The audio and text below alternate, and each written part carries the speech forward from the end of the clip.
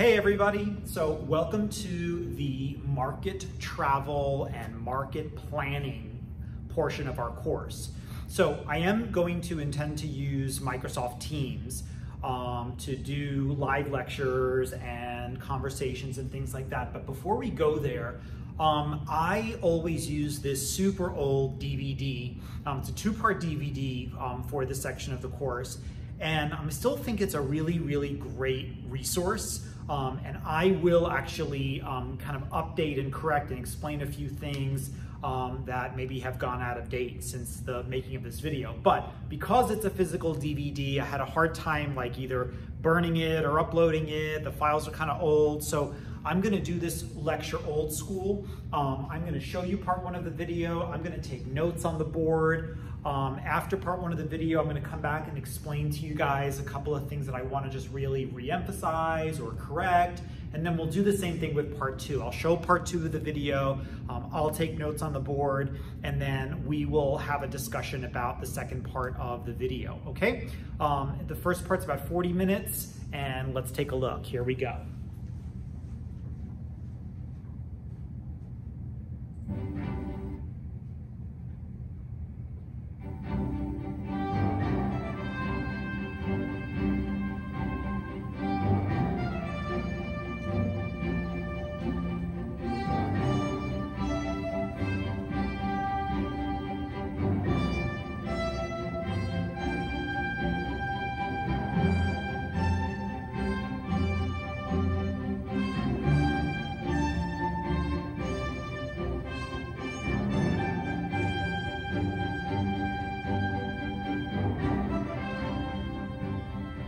When retailers, both large and small, are asked about the single most important factor in the success of their businesses, the answer is generally having the right merchandise.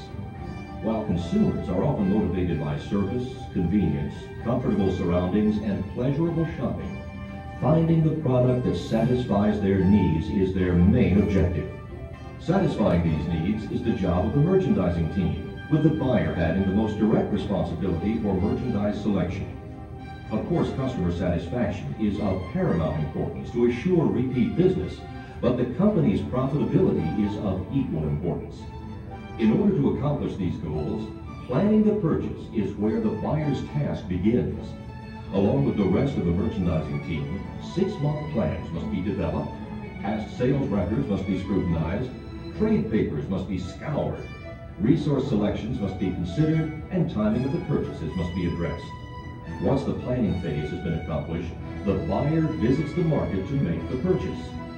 Before any such visit can take place, hotel reservations must be finalized, visits to vendors must be scheduled, and market specialists must be contacted for appointments to discuss the state of the wholesale marketplace. Once in the market, the pace is extremely hurried, since a lot of work must be accomplished in a relatively short period of time. After all of the trade shows and vendor showrooms are visited and the lines have been scrutinized, the buyer returns to his or her organization's headquarters to make final purchasing decisions and place the orders. In this two-part series, all of the details that go into the planning and market visit phases will be addressed to show how important the buyer's role is to the overall success of the retail organization.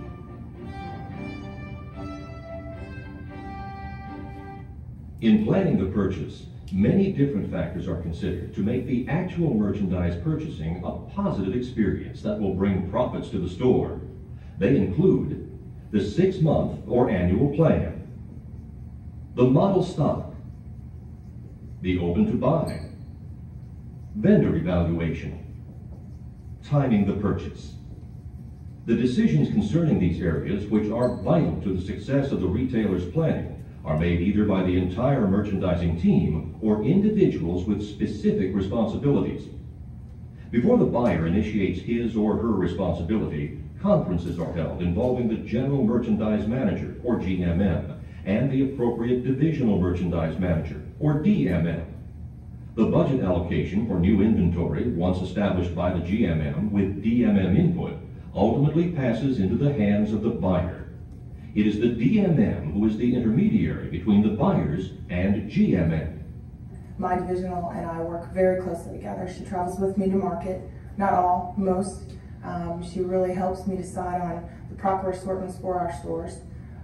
She has a breadth of knowledge that she teaches me and helps me put budgets together and make sure that my open buys look right and that our merchandise on the floor is what our customer wants.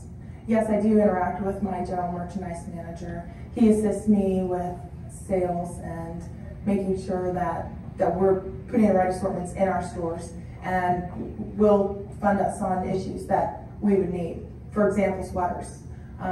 Sweaters right now are selling incredibly in our stores, and my GMM just funded us an additional $200,000 to purchase more sweaters. So he really does play a large role in how I buy and how we conduct our business. The initial document that they develop is called the 6-month or annual merchandise plan. Some stores might use other time periods for this plan to better serve their needs. Whatever the case, it is an outline that the buyer focuses on to meet the merchandise needs of his or her department. The general merchandise manager often prepares the plan for the entire company. In other cases, the responsibility is that of the buyer. In still other cases, the planning is a team effort. Whoever has this merchandising task, the plan carefully addresses internal factors such as past sales, along with numerous external sources before this purchasing roadmap may be considered complete. Past sales are very important in the way that I conduct my business. Putting together my 12-month merchandising plans, they're all based on last year history. Daily sales are based on last year history. Everything we do is based on what we did last year. We want to be better than last year. We set plans for ourselves for the year that we're in. But last year history is what we have to go on, how the daily sales are going to flow.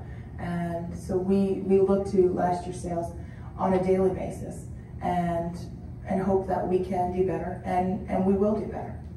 In the fashion industry, for example, resident buying offices, now more often referred to as market specialists, are one of the important external sources used to assist retailers with their planning.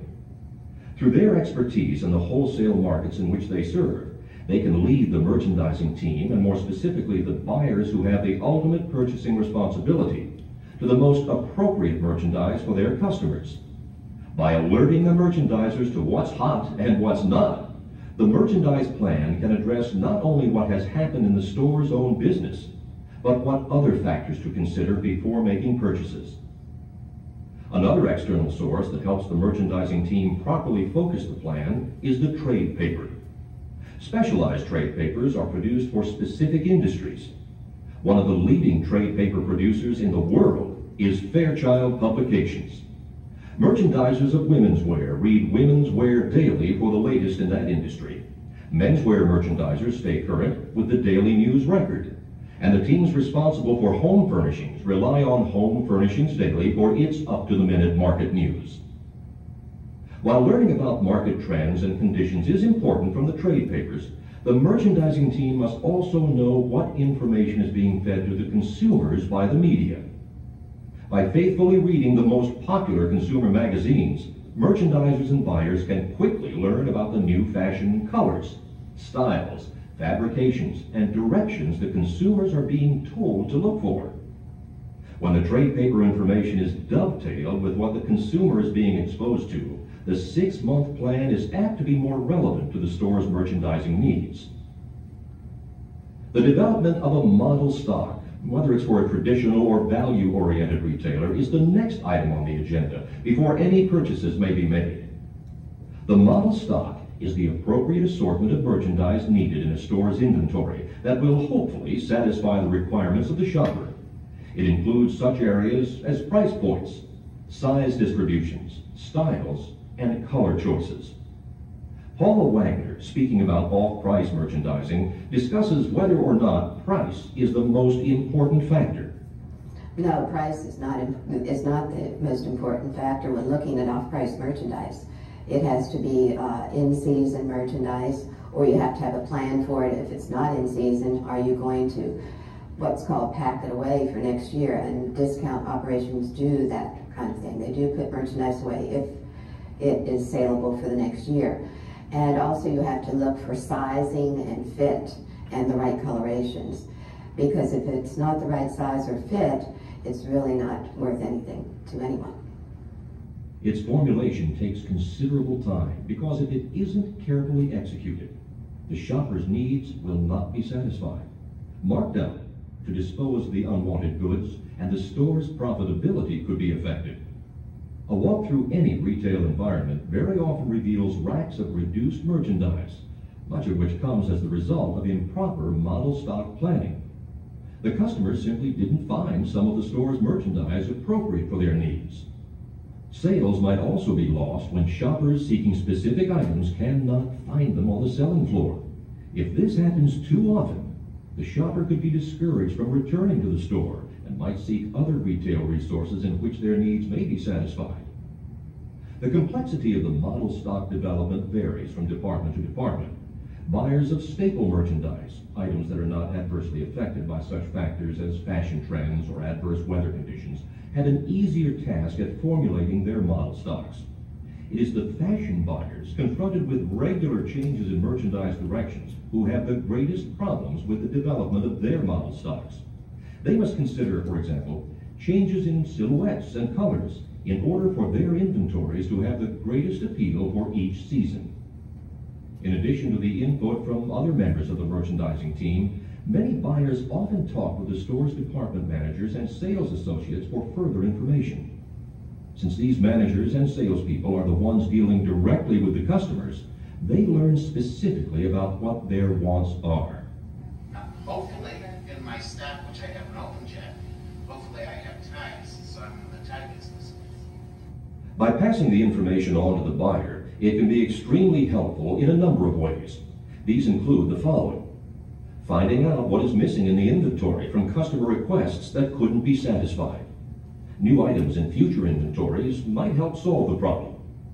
Learning why specific merchandise is not selling as expected and the reasons for it, such as poor fit, unappealing colors, or impractical fabrications.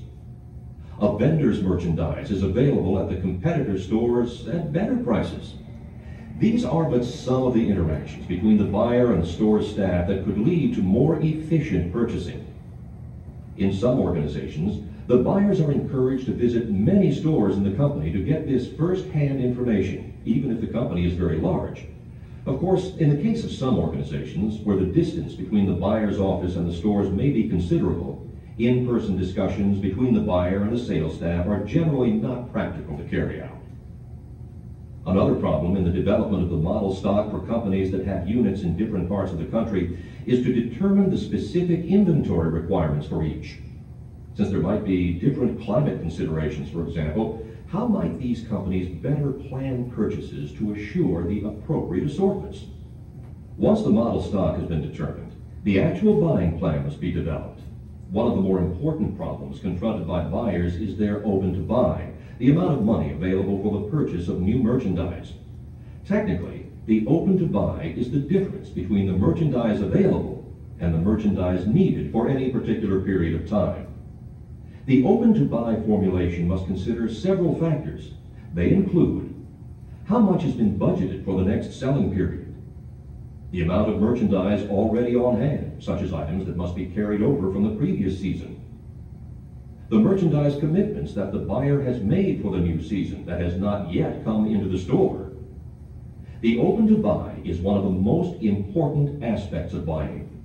Open-to-buys are an extremely important tool that I as a buyer use every day. It really tells me where I am on that day, inventory-wise, sales-wise. I can predict sales, markdowns, markup cancellations, and that's going to affect my bottom line. It's going to affect how much inventory I carry, and to see how I come out at the end of the month, if I can purchase more merchandise or I can't purchase more merchandise, and that really is solely dependent on my divisional and my general merchandise manager, if they wanted me to go further, purchase anything more, based on what my open-to-buy says. By keeping careful records of purchases at inventory levels, the money that may be spent at any given time, or the open-to-buy, will lead to a more profitable picture for the merchant. If this figure is not accurate, two results might occur. First, if too little is purchased, sales may be lost. Second, if too much is purchased, the excess inventory will probably result in markdowns. In order to make certain that the open-to-buy figures are being adhered to, most stores have systems that require the signature of the GMM or DMM on orders over and above established amounts. The mathematical computation of the open-to-buy was once a time-consuming task. Today, buyers are provided with these figures with the use of computer programs. They may be tailored to the specific needs of each department's buyer and are available at any time. With the 6-month or annual purchasing plan in hand, the model stock developed, and the open-to-buy figures determined, vendor evaluation is the next step in the planning process. Most stores rely on a nucleus of vendors for their inventories. Year after year, those suppliers whose lines have sold successfully are visited for new merchandise. It should be understood, however, there is no guarantee that the new season will bring the same success from each vendor as the seasons before. By carefully studying a series of reports about each vendor that addresses such important factors as markdowns, the reductions from the original selling price, stock turnover, or how long it took for the merchandise to sell, maintained markups, or the actual markups achieved when the merchandise sold, and how fast reorders of best sellers were filled. The buyer will know which vendors to continue doing business with and which should be eliminated from further consideration. Another extremely important consideration in vendor analysis is the promptness in which reorders were filled. In retailing, once the buyer finds that specific products sell very rapidly, it is generally the rule to order more units. If the reordered goods are slow to arrive, sales could be lost. In fashion merchandise in particular, where timing is extremely urgent because styles often fall in and out of favor very quickly, late arrivals could result in markdowns. Those vendors who have very rapid turnarounds once orders are placed are vital to the success of the retailer's profitability. Still, another important consideration of doing business concerns the vendor's position on returns. Some have generous policies regarding the return of merchandise if the buyer finds it simply will not sell. Others occasionally allow for a reduction in the cost to enable the retailer to sell the merchandise at a reduced price. In the case of customer returns to the store, if the merchandise hasn't laundered well, for example, some vendors quickly credit the retailer's account. By reviewing the records, the buyer will know if the vendor has complied with his or her requests regarding these situations. In addition to continuing the use of its current roster of vendors, retailers are always in the market for new lines of merchandise. Aside from the merchandise itself, new vendor relationships should consider the following. Are the distribution policies of the new vendor appropriate for the retailer? That is, do they sell the same merchandise to the store's competitors? Stores carrying the identical merchandise in a specific trading area might lead to price cutting, a problem retailers would like to avoid. Does the new vendor provide advertising allowances? Is there a policy of cooperative advertising that significantly reduces the costs? With advertising costs continuously spiraling upward, this is a very important consideration. Is the new vendor equipped with technologies such as EDI, electronic data integration, a quick response inventory delivery system in which retailers and manufacturers work together?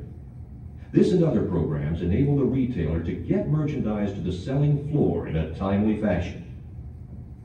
Will the vendor accommodate specific style adjustments to suit the retailer's requirements? In some situations, the retailer might need to produce a skirt with longer hemlines than featured on the samples to satisfy their customers' preferences. While these are just some considerations to be addressed before purchasing, others important to the store should be investigated prior to the placement of the first order. The final piece of the puzzle concerns timing the purchase. In order to make certain that retailers receive the merchandise exactly when it is needed for their customers to buy, it is imperative that they plan to have orders placed at times when delivery will be guaranteed. In retailing today, there are two distinct classifications of retailers, each of whom have different needs in terms of when the merchandise is purchased. The two are classified as the traditional retailers and the off-price merchants. The former category, the traditionalists, make up the largest segment of the retail community and includes full-line department stores such as Macy's, specialized department stores such as Saks Fifth Avenue and Lord & Taylor, specialty chains, and small stores. Advanced planning is a way of life for these merchants. They typically place their orders well in advance of the selling season to guarantee prompt delivery of merchandise. It might require order placement as much as 1 year in advance before it is needed in the store. The major fashion retailers place their orders so early in order to make certain that they receive the vendor's first production runs. In a field as competitive as fashion, it is important to show their clientele that they are always ready with the latest trends. Stores like Saks Fifth Avenue, Nordstrom, Lord & Taylor, Marshall Field, and Dayton Hudson are always first in the placement of their orders. The off-price merchants are entirely different in terms of timing their purchases. While they plan what their merchandise needs will be, they buy opportunistically, or when the prices fall to a level that is appropriate for their operations. Since their philosophy is based upon offering the shopper the same merchandise found at the traditional retailer's premises but at lower prices, they wait to buy until the vendor reduces the cost. Thus, they scour the market regularly on their own or with the help of marketing specialists who alert them to which vendors are ready to cut prices. Unlike the traditionalists, they do not generally place advance orders, but rather fill their shelves and racks with merchandise already in the vendors' warehouses.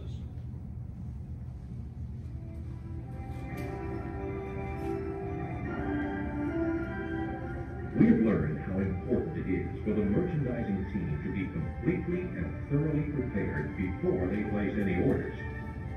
Since it is their responsibility to bring the best merchandise to their companies, they must do a great deal of purchase planning. By carefully formulating an overall plan that includes the development of a 6-month or annual plan that addresses all of the financial and merchandising needs, the creation of a model stock that includes such considerations as price points, styles, color assortments, and size distributions, the complete understanding of their open-to-buy positions, the evaluation of their current vendors' past performances, and an analysis of potential new vendors in terms of their distribution policies, advertising allowances, high-tech innovations, and policies regarding the return of merchandise, and the timing of their purchases to assure the arrival of merchandise when needed to satisfy their customers. They will help the company to maximize profits. After they have completed these planning tasks, they are ready to visit the wholesale markets to make their purchases. Okay, so first of all, I mistakenly said that part 1 of the video is 40 minutes, but actually the entire video I'm going to show to you guys is about 41 minutes, okay? So that was part 1, and I've got some notes on the board, so let me just kind of come over here. If you can't see, I'm gonna spell it all out for you guys, but I'm just gonna go through the 5 sections, and I wanna make some points, which will be good for your note-taking. And so from the 6-month plan, and I know I probably said to you guys that I would never say the word 6-month plan again, and no, you guys will not have to do any more 6-month planning, but I just want to make a couple of points about what was said in the video. So the first is that, you know, the GMMs, and we learned that there are 5 GMMs in most retailers, right? A GMM for men's, women's, children's, home furnishings, fragrance, cosmetics.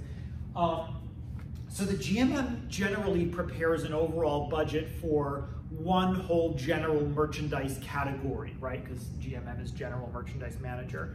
And then that budget, a piece of that budget flows to the DMM of the area. And then a piece of that budget flows to the buyer, right? Who is buying a specific product category. So, you know, GMMs, DMMs, and buyers are all technically creating 6-month plans. I showed it to you from a buyer's perspective because that is a 6-month plan for a specific, you know, 1 or 2 or more departments of a company. But the overall budget does pass from the GMM to the DMM to the buyer. The first part of the video mentioned resident buying offices, RBOs, which I know we talked a little bit about a couple weeks ago. And I just want to be clear that, besides the resident buying office actually doing buying, right, actually pooling together budgets on behalf of a bunch of smaller retailers to do buying, RBOs also offer services to retailers. And one of the services is basically like a trend forecasting service. They give their member retailers, a resident buying office gives the member retailer kind of an overview of the market. So they may be spotting trends, color direction, fabric direction, silhouette direction, and kind of advising the retailers as to what is going on in the market in terms of all the different wholesalers that they deal with. So that is another thing a resident buying office does besides actually pooling together companies open to buys in order to buy. One other thing that they mentioned in the 6-month plan, which we talked a little bit about a few weeks ago, was the idea of like scouring, trade and consumer publications. So trade publications like Women's Wear Daily. Now, in the video, they mentioned Women's Wear Daily, Daily News Record, HSN.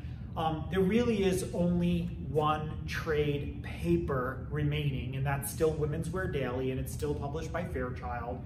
And you probably know, if you visit Wake College Library, that it stopped being printed a couple of years ago. So Women's Wear Daily is now women's, it's men's, it's children's, it's home furnishings, it's cosmetics and fragrance.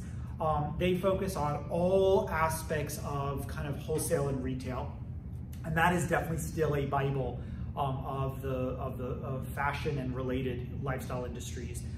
If you don't get Women's Wear Daily updates, you should definitely get with our librarian and see how you get those, because I get them daily and they're just a ton of great information.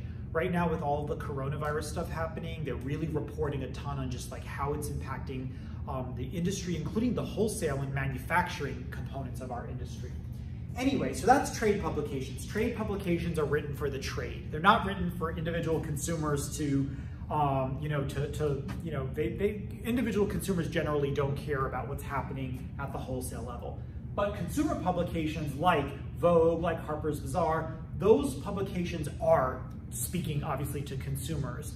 While a lot of them maybe either aren't printed anymore, they're still really relevant. Like Vogue magazine still, really does play a relevant role in kind of what consumers are told about what's happening in the fashion industry.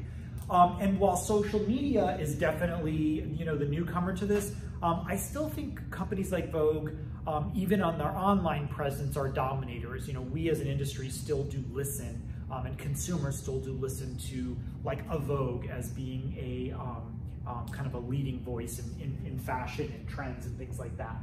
Okay. One thing that I'm expecting for you to be confused about in this video is the mention of model stock. We haven't really talked about model stock necessarily.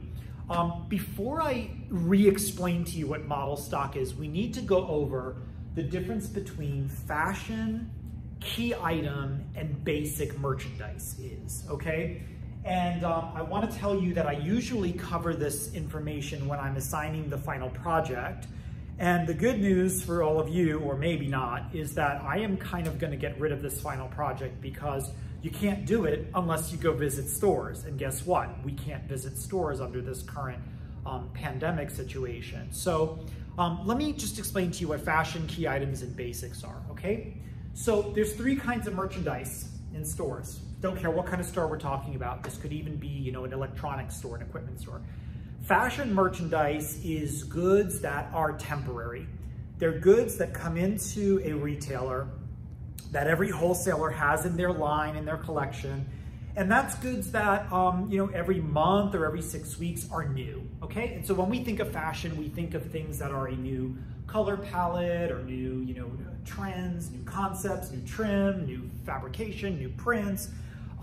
You all, from a fashion perspective, know what fashion merchandise is because it's the stuff that's front and center in every retail store's aisles and in every boutique's kind of like front of shop, prime real estate.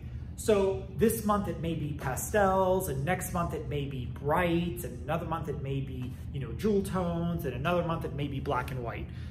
That's fashion. Fashion generally gets marked down within, 45 days, 60 days, it's, out of there. And fashion gets replaced by new fashion, new groups, new deliveries, right? Key items are goods that buyers buy more deeply, okay, more heavily. They're gonna buy more units physically of key items, and they're gonna keep those key items around longer. So whereas fashion may live at full price for, let's say, a month or 6 weeks, key items are gonna live maybe for an entire 3-month season, the entire spring season. Polo shirts in a number of seasonal colors, that's a key item. T-shirts that may come in, crew neck and V-neck and scoop neck and boat neck in certain colors and certain prints, those may be key items for a season, and a retailer is gonna carry those a little bit more heavily. They won't necessarily get marked down until closer to the end of a season, or there may be promotional activity on them. I showed you guys an example of a promotional sweater that we brought in at a higher price and then marked it down to its, its kind of first retail price. Those are key items, okay? Basics is merchandise that we are going to carry year round. Generally, that merchandise is gonna stay full price year round. And the main difference between basics and the rest of the merchandise is that we are going to replenish that merchandise, which means that we are going to continually reorder that merchandise against our sales. So as we sell things, we're going to restock, replenish, okay? That's basic inventory. So if you think of from a fashion perspective, fashion brands may have certain styles of like basic 5-pocket jeans in a medium-sized wash. I happen to be wearing one today, you can't see.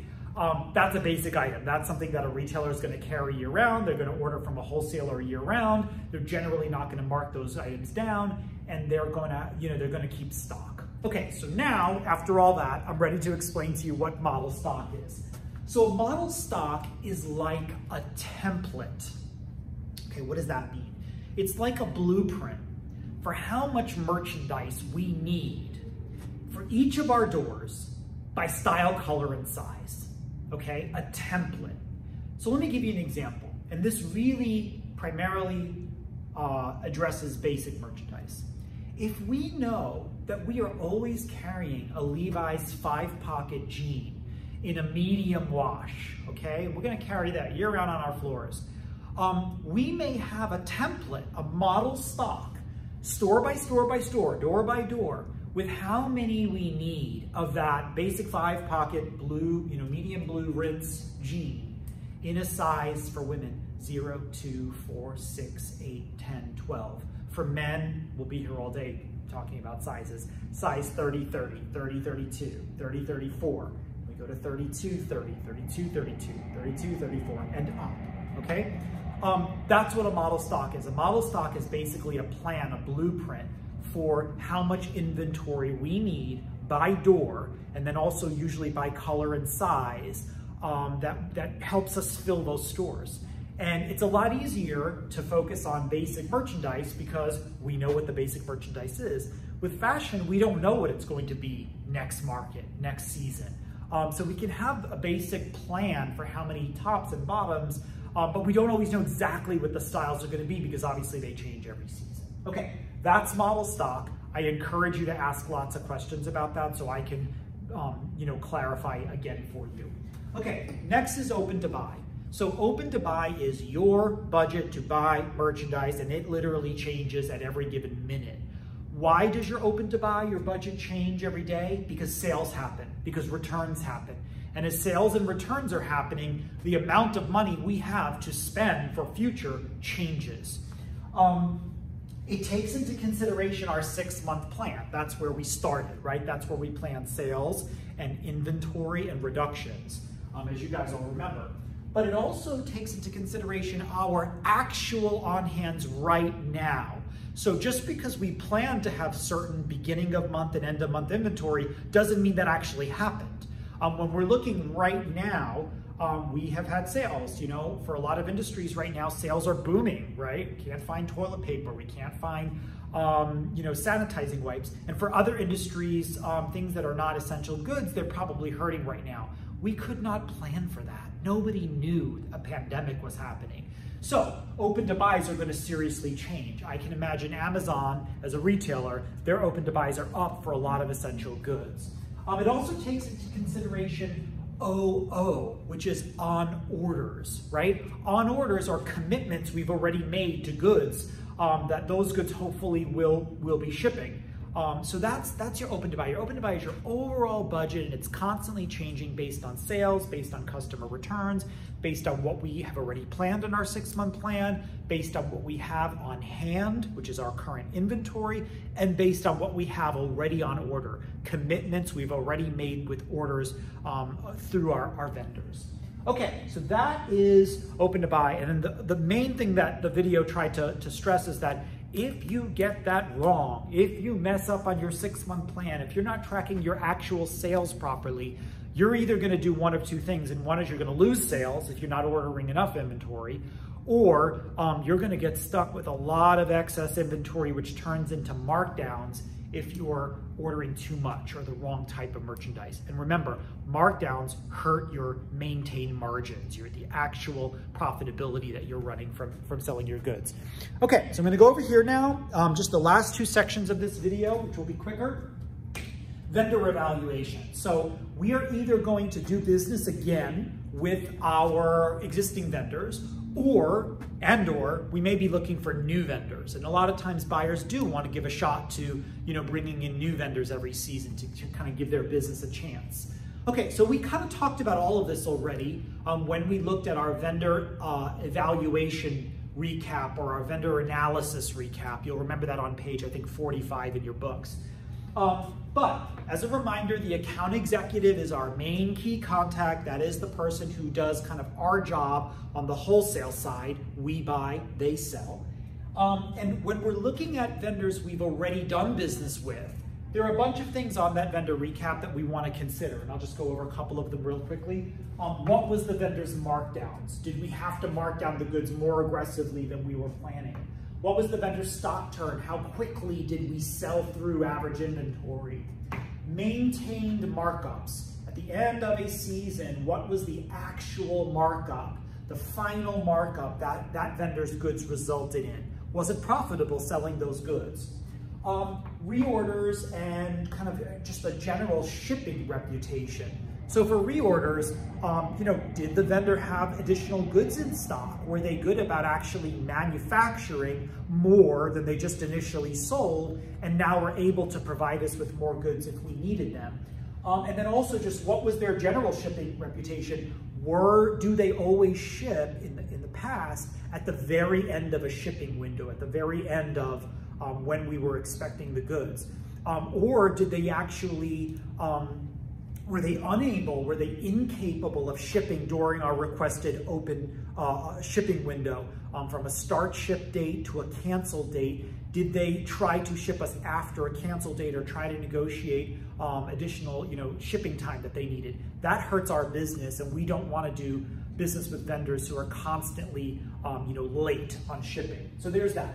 The other thing is RTVs, you know, vendors who are flexible with return to vendor, to allowing us to return goods. Those are vendors that we like to count on. Okay, now remember, with a new vendor, we don't have any of that history to look at. We cannot analyze any of those things.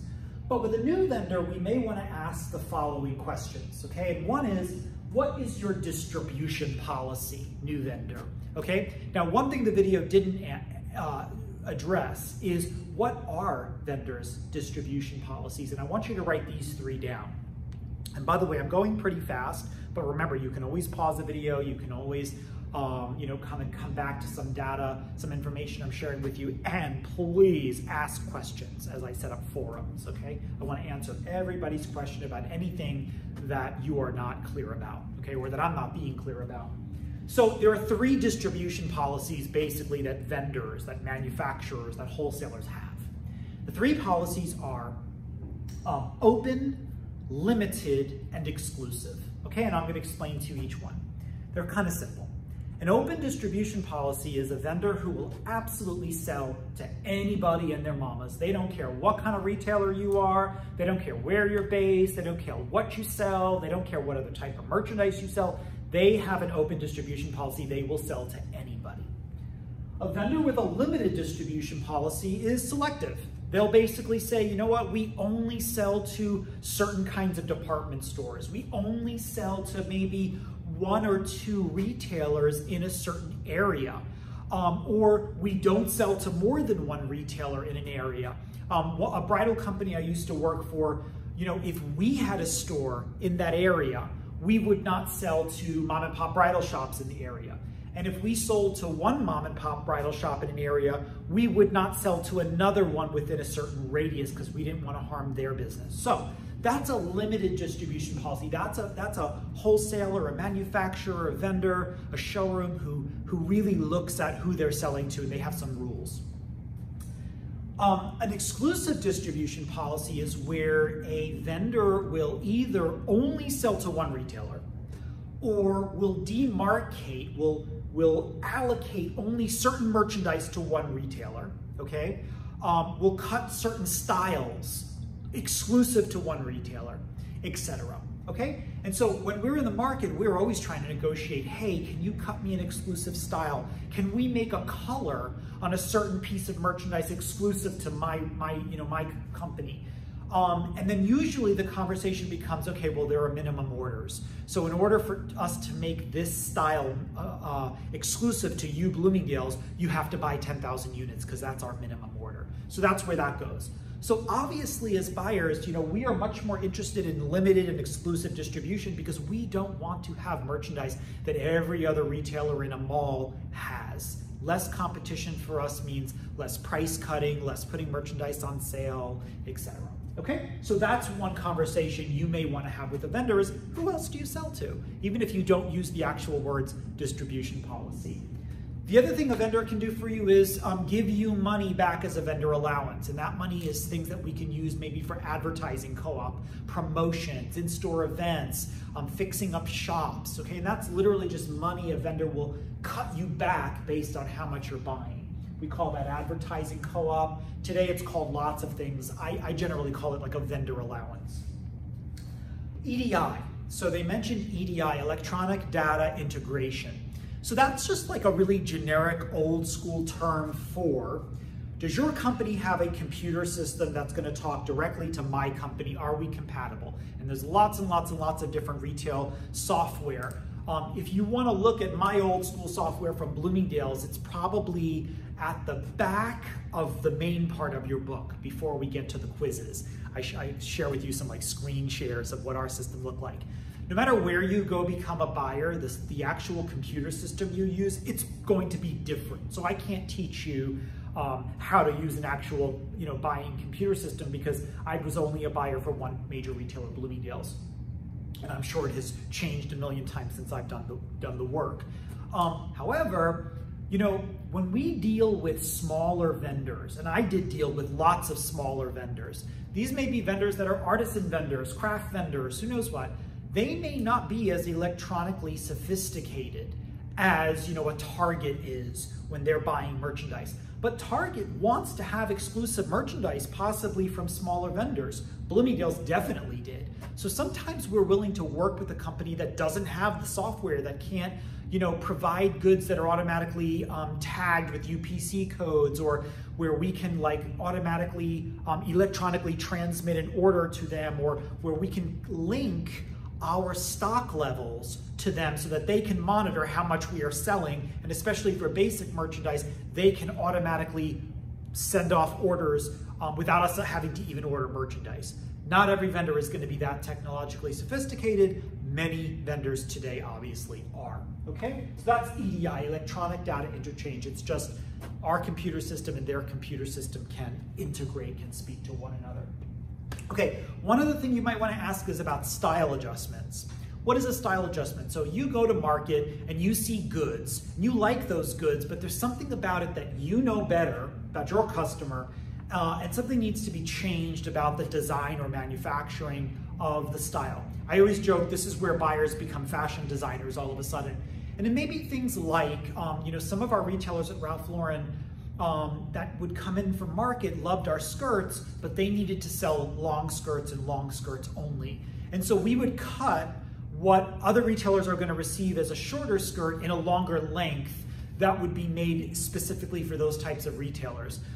That's an example of a style adjustment. Sometimes it's cutting a different neck, a V-neck instead of a scoop neck, instead of whatever the case is.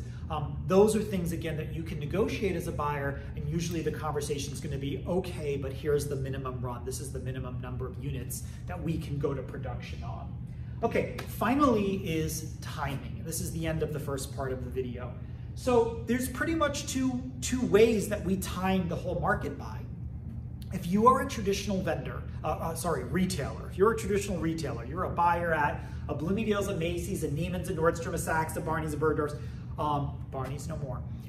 You're gonna go to market, right? You're gonna traditionally go to market maybe 2 or 4 times a year. Some companies go 5 times a year, 6 times a year, and you're going to buy well before the goods get to the retail store. Lots of vendors are going to sell goods to you before they've even manufactured the goods. You're just looking at samples. They haven't gone to production yet. They're going to go to production after market is over, so they know how many they need to make. And then those goods are going to get to your store 6 months from now, okay? So that's the traditional timing on a traditional buy, right? We're going to go to market 6 to 9 months before the goods are actually going to get to the retail sales floor.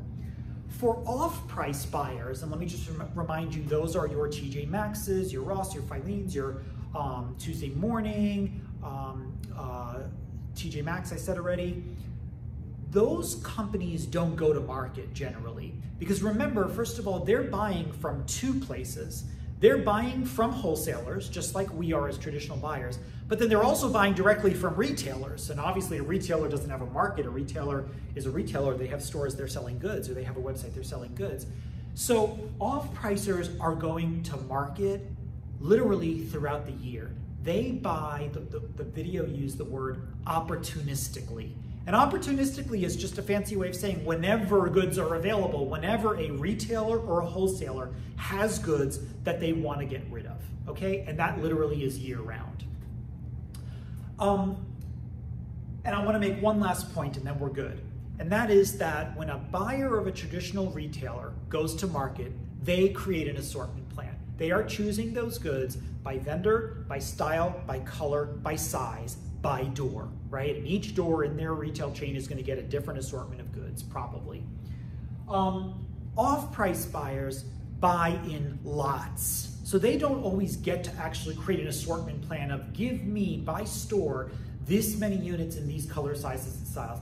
They are literally just buying lots. And a lot is basically a pre-packed value of goods, and you get what you get, right? And that's why when we go into a TJ Maxx and you see, odd sizes or kind of a broken assortment of goods that don't really merchandise nicely in a pretty way on a sales floor, that's why, because those retailers are buying in lots. They don't get to build their assortments.